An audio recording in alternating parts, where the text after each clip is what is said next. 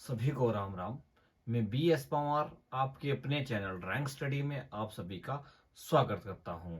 बच्चों, आज आपका ड्राइंग का पेपर था 8th क्लास का और ये बोर्ड से पेपर आया था और इसमें 40 प्रश्न जो एमसीक्यू के आए थे उसके ऊपर आज हम डिस्कस करेंगे और उसकी आंसर की आज हम बनाएंगे। तो आप लोग सब वीडियो के साथ जुड़े रहिए और जिन्होंने अभी तक चैनल को सब्सक्राइब नहीं किया है वो चैनल को सब्सक्राइब करें, अपने दोस्तों तक इस वीडियो को जरूर शेयर करें ताकि उनको भी इसका लाभ हो सके और आप देख पाएंगे कि आपके कितने प्रश्न ठीक है, किन के उत्तर आपने गलत लगाए हैं और किन के सही लगाए हैं। यह जानने के लिए वीडियो के साथ बने रहे और शुरू करते हैं आज का टॉपिक।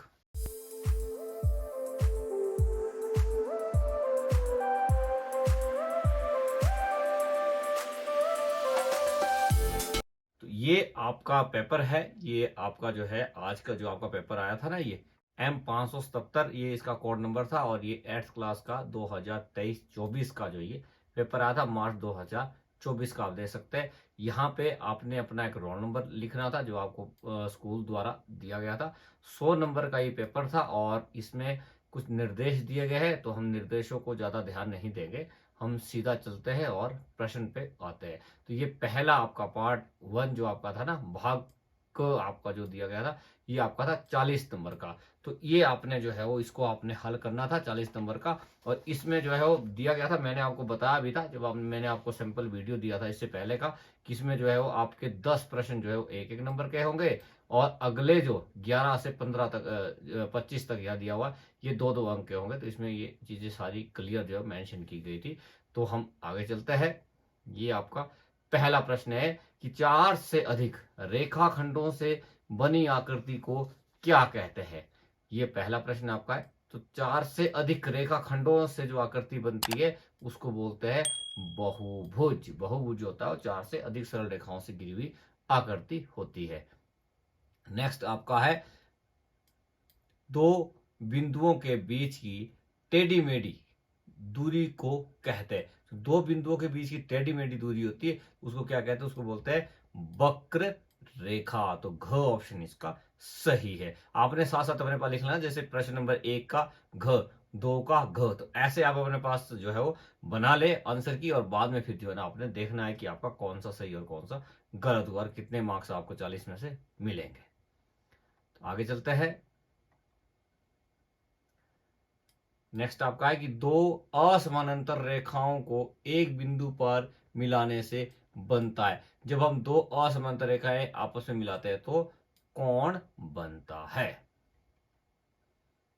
अगला है समकोण त्रिभुज होती है। तो समकोण त्रिभुज क्या होती है, जिसमें एक कोण 180 डिग्री का और नहीं, जिसमें एक कोण 120 डिग्री का और बिल्कुल भी नहीं, जिसमें 150 डिग्री का कोण बिल्कुल भी नहीं। समकोण होती है जिसमें कि एक कोण 90 डिग्री का हो तो उसको बोलते हैं समकोण त्रिभुज।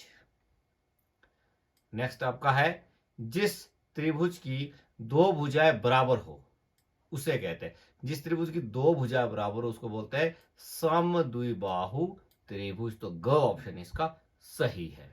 नेक्स्ट आपका आता है एक चतुर्भुज के चारों कोणों का योग होता है। तो चतुर्भुज के चारों कोणों का योग होता है 360 डिग्री। नेक्स्ट आपके लिए है जिस चतुर्भुज की केवल दो भुजाएं समानांतर हो उसे क्या कहते हैं, तो उसे बोलते हैं समलंब चतुर्भुज। समलंब चतुर्भुज मैं यहाँ पे बनाने की कोशिश करता हूं, आप यहाँ देख सकते हैं जैसे ये रेखा समानांतर है और ये रेखा इसके समानांतर है, और दो रेखाएं जो है वो कैसी भी हो सकती है, ऐसे हो सकती है, आपकी यहां से यहां तक हो सकती है, किसी तरह की। अगर ये रेखा को हम नहीं माने तो ये मान सकते हैं, तो मतलब दो रेखाएं उसमें समानांतर होगी और दो रेखाएं किसी भी तरह की हो सकती है, उसको बोलते हैं समलंब चतुर्भुज। नेक्स्ट आपका है चाप के सिरों को मिलाने वाली रेखाओं को क्या कहते हैं। जो चाप के सिरे को रेखा मिलाती है उसको बोलते हैं जीवा। तो ग ऑप्शन इसका सही है। नेक्स्ट है प्रोटेक्टर किस उपयोग में लाया जाता है। तो प्रोटेक्टर होता है डी, जो आपके पास डी होती है उसको क्या करते हैं हम, उससे हम कोण मापते हैं, तो कोण मापने के लिए इसका प्रयोग किया जाता है। नेक्स्ट है बुक मार्क को पुस्तक में कैसे लगाते हैं। तो बुक मार्क को पुस्तक में कैसे लगाते हैं, मोटे कागज में एक डिजाइन बनाते हैं सुंदर सा और उसको धागा बांध कर जो है बुक में लगाते हैं। तो उस तरह से हम बुक मार्क को लगाते हैं। नेक्स्ट है वस्तु चित्रण में एक समूह में कितने विद्यार्थी बैठते हैं। तो वस्तु चित्रण के एक समूह में जो है वो 13 विद्यार्थी बैठते हैं। पहली लाइन में 7, दूसरी लाइन में 6 और पूरा जो समूह बनता है उसमें बनते हैं 13 विद्यार्थी बैठते हैं।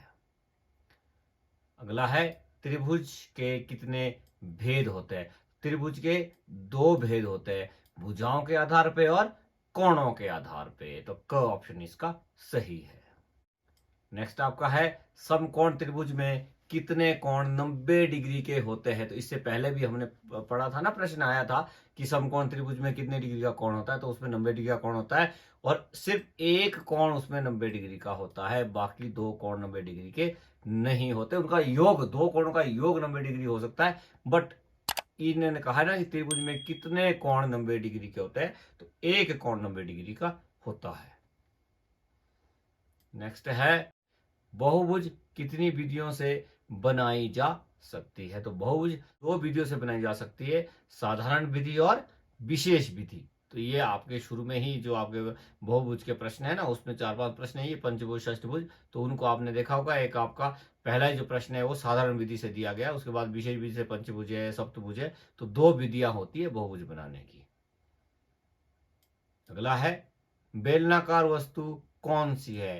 तो गिलास जो है वो बेलनाकार वस्तु है। नेक्स्ट है हरा और संतरी रंग किस श्रेणी के हैं। तो हरा और संतरी रंग जो है वो द्वितीय श्रेणी के रंग है। नेक्स्ट है क्या त्रिभुज एक बहुभुज है। तो त्रिभुज जो है बहुभुज नहीं है, इसका ख ऑप्शन सही है।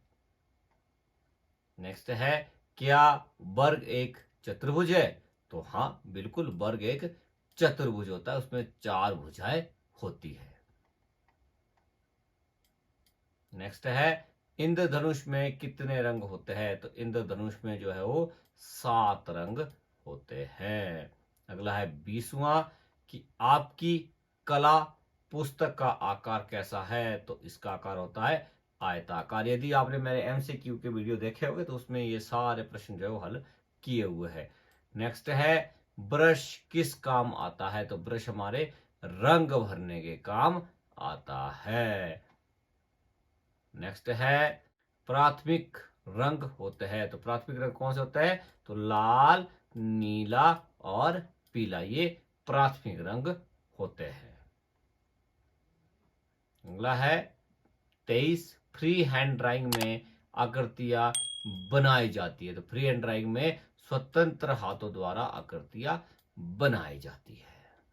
नेक्स्ट है निम्न में से कौन सा ऋजु कोण है। तो 180 डिग्री का जो होता है उसको हम बोलते हैं ऋजु कोण। तो घ ऑप्शन इसका सही है। 25 और लास्ट प्रश्न है कोलाज निम्न सामग्री से बनता है। तो टूटी फूटी और बेकार चीजों से जो है वो कोलाज बनता है। तो ये आपके एमसीक्यू के थे 25 प्रश्न और इनके मार्क्स जो 40 होंगे। तो आपने क्या करना है, इनके आंसर आप अपने पास लगा ले और 10 तक, ठीक है जी।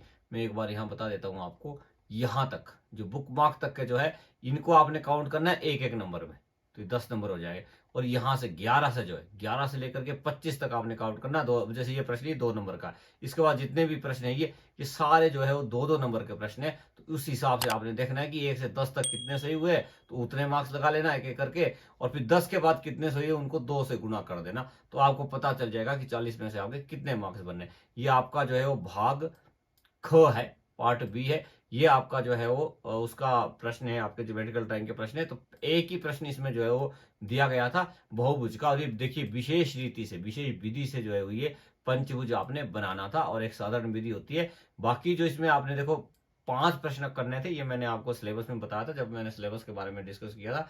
5-5 नंबर के 5 प्रश्न होंगे और 25 नंबर का होगा। बाकी इसमें जो है एक प्रश्न तो बहुभुज का था, बाकी सारे जो है ये आपके वृत्त के दिए हुए सारे प्रश्न, 6 प्रश्न दिए थे, 6 में से 5 आपने कोई करने थे।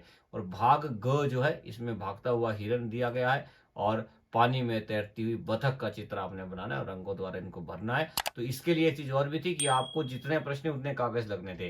जो पहला प्रश्न आपके एमसीक्यू का था उसके लिए अलग कागज लगना था, जो दूसरा प्रश्न ज्योमेट्रिकल ड्राइंग का उसके लिए एक अलग कागज मिलना था, और आपके लिए जो तीसरा प्रश्न है ये इसके लिए अलग आपको कागज मिलना था, ड्राइंग शीट अलग से आपको मिलनी थी, और जो चौथा प्रश्न है इसके लिए आपको अलग से ड्राइंग शीट अलग से मिली होगी आपको। तो उसमें एक तो ये था आपका वस्तु चित्रण वाला था कि पुस्तक के ऊपर कप का छाया प्रकाश सहित चित्रण करो। अगर आपको मॉडल ड्राइंग के लिए बिठाया है तो आपने ये बनाना है, और यदि आपने मॉडल ड्राइंग की तैयारी नहीं की तो ऑप्शन आपके पास है, जरूरी नहीं कि आपने वो करना है। फिर आप 12 सेंटीमीटर बाय 16 सेंटीमीटर का हैप्पी बर्थडे का ग्रीटिंग आप बना सकते हैं। तो ये आपके लिए जो है वो प्रश्न पत्र आया था, इस तरह से आपने इसको हल करना था। तो देखते हैं जरा आपके कितने मार्क्स बनते हैं। आप एमसीक्यू के तो लगा ही सकते हैं, 40 में से कितने बनेंगे, और आप पता कर सकते हैं कि आप फिर किस नंबर पे जो है वो क्लास में टॉप कर सकते हैं, क्या कितने मार्क्स आपके आ सकते हैं। तो इसी तरह की इंटरेस्टिंग वीडियो को देखने के लिए चैनल को सब्सक्राइब करें। मिलते हैं